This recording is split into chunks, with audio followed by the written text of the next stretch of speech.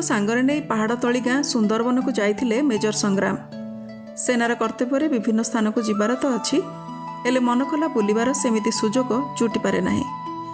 पत्नी स्वाति मध्य एक बड़ कंपानी रे मानव संबल अधिकारी। गोटे बोली पुओ स्वदेश एवं सामरिक प्रशिक्षण नेउची। अतएव 3 जण जाक भिन्न भिन्न जगार रहिबाकु बाध्य। बहुत कम समय मिले सेमानंकु परस्पर सह एकाठी होई रहिबा लागे। तेबे शहरी परिवेश ठारू प्रकृति प्रति सेमानंकर आकर्षण अधिक। तेणु सुंदरबन को आसीथिबा बेले सेठाकार सबुजिमा शांत परिवेश देखि स्वाति जमिति मंत्रमुग्ध होई गले।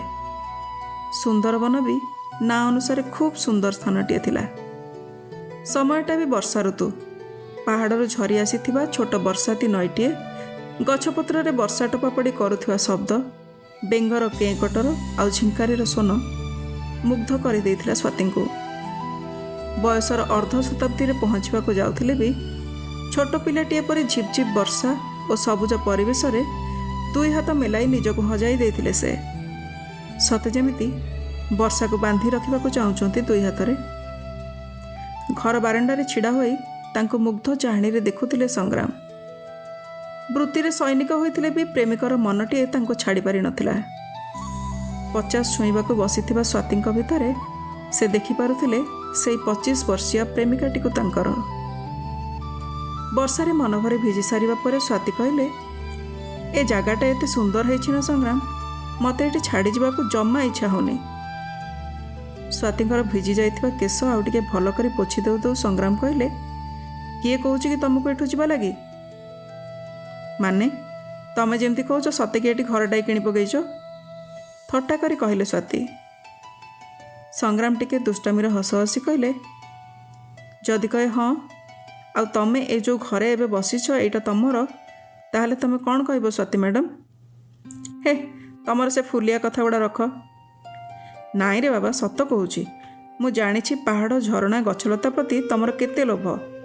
सेइथिपई एटा तम लागी गोटे सरप्राइज। स्वातिंको केश को टिके साउळाई दे कहले संग्राम। पुणी कहले, सरप्राइज सरीनी मो, काली आउ गोटे मिलिबो। स्वाति कहले, मु जा भाबुची तमे बोधे स्वदेश को डाकिछ। मुंड हलाई हाँ कहिथिले संग्राम। खुशी रे आत्महरा हो जाउथिले स्वाति। महानगरीर अणनिश्वासी कर देउथुवा परिवेश रे रुंधी हो जाउथिले से। आज एठी तांकर पिलादिन कथा सब मने पड़ी जाउथिला। वर्षारे भिजी भिजी बेंग पछरे धाइबा, पानी धारे कागज डंगा भसैबा आ वर्षा छाड़ी जाइथिबा खरारे उड़ुथिबा कंकी देखि तो से डरी जाती। कारण तांकु आई कहिथिला, कंकी धरण मा मरण।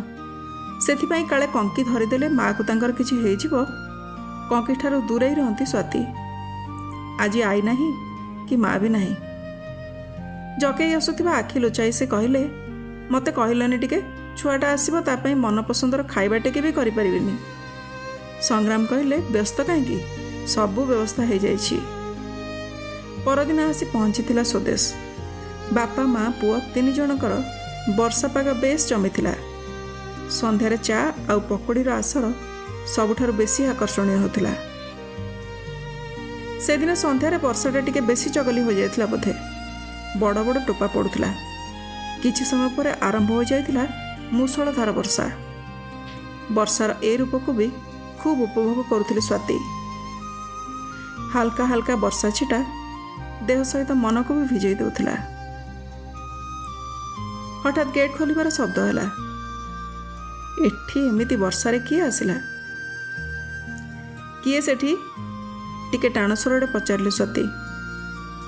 आज्ञा मो गाड़ी खराब हो जाइछ तो वर्षा होउछि बोली टिके चली आसिली। वर्षा छाड़ी गले पळेबी। भारी नरम स्वर रे नम्र भाव में कहिथिला झियोटिए। ता स्वर रे लागुथिला से थरी जाउछि। हुए तो पहाड़िया वर्षार शीतुआ प्रकोप सह अभ्यस्त नाही। भीतर को चली आसमा। झियोटीर स्थिति देखि सहानुभूतिशील हो पड़थिले स्वाति। ड्राइंग रूम बाहर अटकी गला झियोटी। कहला, मु एठी रहि जाउछि, भीतर को गले सब ओदा हो जिवो। ए स्वर रे चमकी पड़ी चाहिला स्वदेश। एते सुंदर, बिना मेकअप रे एते सुंदर झियोटीए। झियोटीर कथा को आखि बोधवे ताको जणाई देला जेमिति झियोटीए से एते दिन धरे खोजुथिला ଏ ସେଇ। ଆଖି ଫେରାଇ ପାରୁନଥିଲା ସ୍ୱଦେଶ। ପୁଅର ଭାବନା ଅଛପା ରହିଲାନି ସ୍ୱାତିଙ୍କ ପାଖରେ। ତାଙ୍କର ବି ମାନସିକ ପୂରଣ ହେଉଥିଲା ଯେମିତି। ନା ନା କିଛି ନାହିଁ, ଭିତରକୁ ଆସ, ଟାୱେଲରେ ପୋଛାପୋଛି ହୋଇଯାଅ। ଝିଅଟି ଟିକେ ସଙ୍କୋଚ କରୁଥିଲେ ବି ଅଗତ୍ୟା ସ୍ୱାତିଙ୍କ ପାଖରୁ ଟାୱେଲ ନେଇ ପୋଛି ହୋଇଯାଇଥିଲା। ସ୍ୱାତି ପଚାରିଲେ, ମା ତମ ନାଁ କ'ଣ? ଏତେ ରାତିରେ ଏ ଜାଗାକୁ କେମିତି ଆସିଲ? ଝିଅଟି କହିଲା, ମୋ ନାଁ ଉଷା, ମୁଁ ଡାକ୍ତରୀ ପଢ଼େ। ବର୍ଷା ଯୋଗୁଁ ନେଭିଗେସନ୍ କାମ କଲାନି, ଫୋନ୍ରେ ବି ନେଟୱାର୍କ ନାହିଁ। ମୋ କାର୍ ଆପଣଙ୍କ ଘର ପାଖରେ ଖରାପ ହେଇଗଲା। ଏଇଠି ଘର ଦେଖି ସାହାଯ୍ୟ ପାଇଁ ପଳେଇ ଆସିଲି। ସ୍ୱାତି କହିଲେ, ହଉ ଉଷା, ଆସ ଡିନର କରିଦେବା। ଆମେ ସବୁ ଖାଇବାକୁ ଯାଉଥିଲୁ, ତମକୁ ତ ନିଶ୍ଚୟ ଭୋକ ଲାଗୁଥିବ। ବାଧ୍ୟ ପିଲାଟିଏ ପରି ଯାଇଥିଲା ଉଷା। ତା ଭିତରେ ସଂଗ୍ରାମକୁ ଚୁପ୍ କରି ପଚାରି ଦେଇଥିଲେ ସ୍ୱାତି, ଝିଅଟି କେମିତି ଲାଗୁଛି? ଆଖିରେ ଆଖିରେ କଥା ହୋଇଯାଇଥିଲେ ଦୁହେଁ। ଖାଇବା ଭିତରେ ସ୍ୱଦେଶ ଓ ଉଷା ଦୁହିଁଙ୍କୁ ଲକ୍ଷ୍ୟ କରୁଥିଲେ ସ୍ୱାତି। କିଛି କଥାବାର୍ତ୍ତା ଭିତରେ ଚଟ୍ କରି ପଚାରିଦେଲେ, ଆରେ ମା, ଯଦି ଘରେ ରାଜି ହୁଅନ୍ତି ତମେ ମୋର ଏଇ ସୈନିକ ପୁଅଟିର ହାର୍ଟ ସ୍ପେଶାଲିଷ୍ଟ ହେବ କି? ଲାଜେଇ ଯାଇଥିଲା ଉଷା। ବର୍ଷାରେ ସେ ସିନା ଭିଜିଥିଲା, ଘର ଭିତରେ ଥାଇ ସ୍ୱଦେଶ ଛାତି ଭିତରେ ବି କେଉଁଠି ଭିଜେଇ ଦେଇଥିଲା ବର୍ଷା। ଉଷା ବି କେଉଁ ଜାଣିଥିଲା ଯେ ଏ ବର୍ଷା ତାକୁ ଏମିତି ନିଜ ପସନ୍ଦର ମଣିଷ ପାଖରେ ହାବୁଡ଼ାଇ ଦେବ।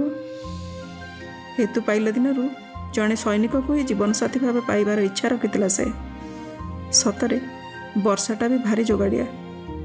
ଏପଟେ ପୁଅର ସୁନ୍ଦର ଭବିଷ୍ୟତ କାମନା କରି ଠାକୁରଙ୍କୁ ଧନ୍ୟବାଦ ଦେଉଥିଲେ ସ୍ୱାତି।